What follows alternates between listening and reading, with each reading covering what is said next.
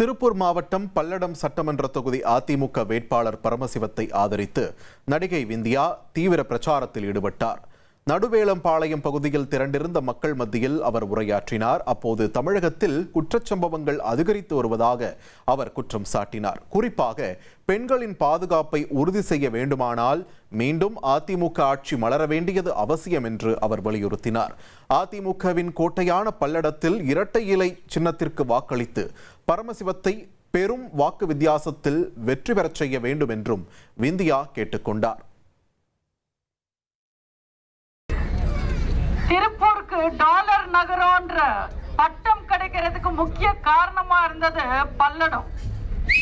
கறிக்கோழிக்கும் கைத்தறிக்கும் முக்கியமான இடம் இந்த பல்லடம். இந்த பல்லடம் தொகுதி அதிமுகவோட கோட்டை.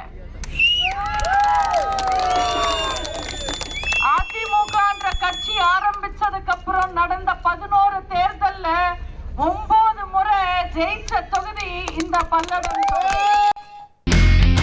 இனி செல்லும் இடமெல்லாம் செய்தி.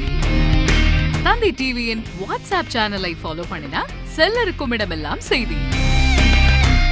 இதோ QR கோட் இப்பவே ஸ்கேன் பண்ணுங்க, ஃபாலோ பண்ணுங்க.